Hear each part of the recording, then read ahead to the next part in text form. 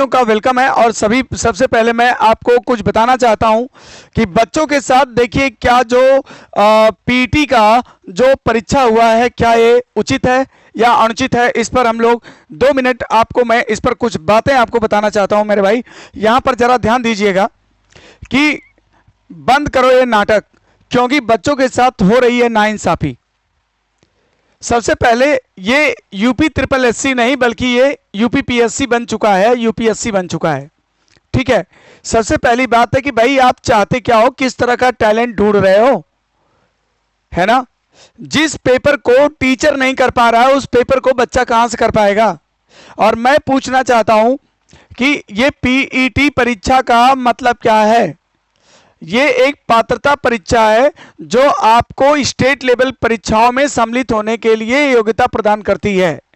ये preliminary eligibility test है दोस्तों। इसमें आपको इतना ज्यादा जो लेवल क्वेश्चन का दिखाई दिया है, जब टीचर जिस पेपर को 10-10 टीचर मिलकर सॉल्व कर रहे हैं और वो अंडर टाइम अगर सॉल्व नहीं कर पा रहे हैं, तो इसका मतलब क्या है। इसका मतलब है कि उन बच्चों के लिए बहुत ही ज्यादा प्रॉब्लम है जो बच्चे की बिगनर हैं। जो बच्चा पहली बार, मैं कहता हूं गांव देहात के भी बच्चे पीटी का एग्जाम दिए होंगे, और जो बच्चे बिगनर हैं वो बच्चे अगर एग्जाम दिए होंगे तो वो तो डिमोरलाइज हो गए। आप कौन सा टैलेंट ढूंढ रहे हैं महाशय, आप हमें बताएं। आप लोग को कौन सा टैलेंट चाहिए। आपको अगर ये करना ही है तो आप मेंस एग्जाम में कर लीजिए।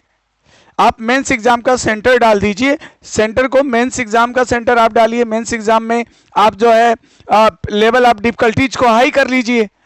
लेकिन पात्रता परीक्षा, और पात्रता परीक्षा में सबसे पहली बात कि मुझे 2 चीज से प्रॉब्लम है भाई।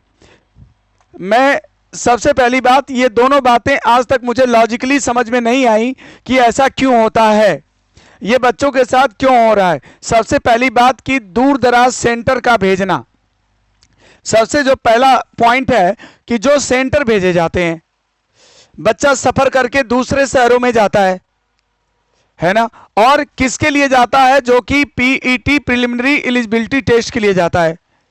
ये एक गेटवे है जो कि स्टेट लेवल की परीक्षा में आपको सम्मिलित होने की योग्यता प्रदान करता है। तो इतना इसको जो है प्रॉब्लमेटिक बनाने की क्या जरूरत है।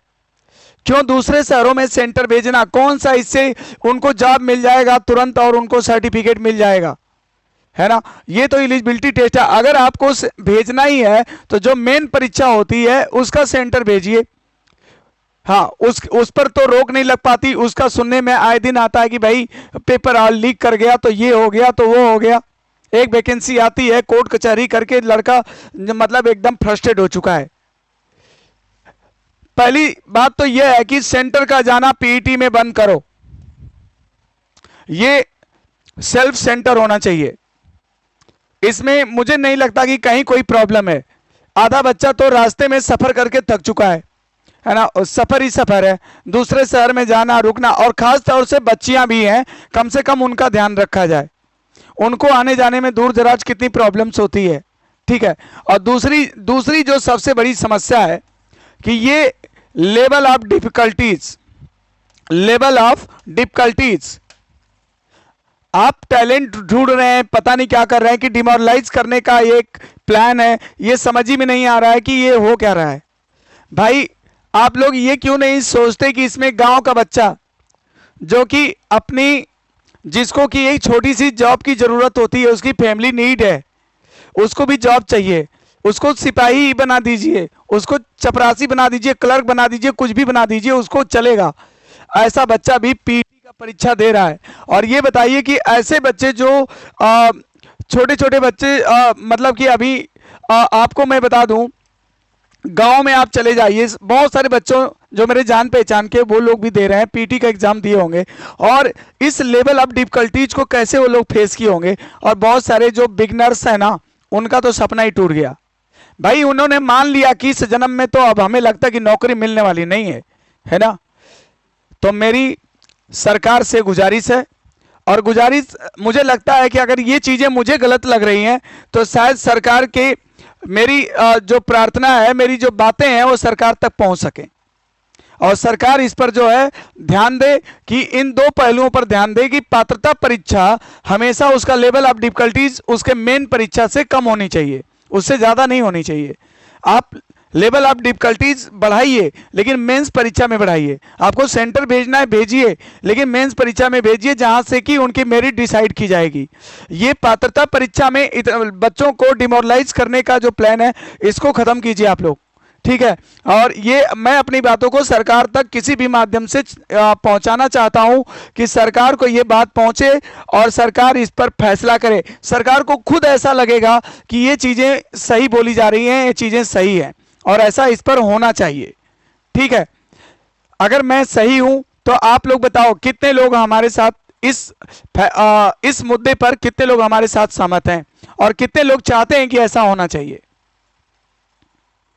कितने लोग दूर और बहुत सारे बच्चों का ये भी आ रहा था कि सर मेरा जो है फॉर्म रिजेक्ट हो गया है ना, फॉर्म रिजेक्ट हो गया। तो कोई ऐसी भी फैसिलिटी दी जानी चाहिए पात्रता परीक्षा में कि बच्चे को फॉर्म उनकी जो है एग्जामिनेशन से पहले अगर वहाँ पे फॉर्म रिजेक्ट हो रहा है तो उनको सूचना दी जानी चाहिए या उनको उसमें अमेंडमेंट करने के लिए, उनको इम्प्रूवमेंट करने के लिए प्रॉपर उनको टाइमिंग दी जानी चाहिए, ठीक है। तो आप सभी लोग इस वीडियो को अधिक से अधिक शेयर करें ताकि हम लोग की ये दो बातें सरकार तक पहुंचें और उम्मीद करूंगा कि अगले पीईटी तक ये दोनों बातें उस पर एप्लीकेबल होंगी और सरकार को भी ऐसा लगेगा कि ये बात बिल्कुल उचित है और ये चीज़ें नहीं होनी चाहिए और पात्रता परीक्षा के मद्देनजर इसको ध्यान में रखते हुए ही लेना चाहिए ताकि जो न्यू कमर्स बच्चे हैं, जो नए बच्चे जो पहली बार एग्जामिनेशन में अपीयर हो रहे हैं, उनके मॉरल को डाउन न किया जाए। हो सकता है कि उस बच्चे में बहुत प्रतिभा छिपी हो सकता है कि वही बच्चा यूपीएससी क्लियर करने की योग्यता रखता हो, लेकिन फर्स्ट टाइम अगर डिमोरलाइज हो गया तो उसका प्रतिभा ही वहीं खत्म हो जाएगा और वो आगे कभी नहीं बढ़ सकता है। वो अपने विचारधारा को परित्याग करके दूसरे दूसरे कामों में लग जाएगा क्योंकि वो एक डिमोरलाइज पर्सन कभी लाइफ में कुछ कर ही नहीं सकता, मेरा मानना है। इसलिए जो बिगनर्स हैं, जो न्यू कमर्स बच्चे हैं, उनको डिमोरलाइज ना किया जाए। इन सब चीज ये दो बातें अगर बंद कर दी जाती हैं और बाकी मैं कहता हूं कि आप सब कुछ करिए, मेंस एग्जाम में करिए, जो इसका मेन परीक्षा है उसमें करिए। ये जो पात्रता परीक्षा के लिए इतना कुछ ना किया जाए। Thank you so much, thank you all.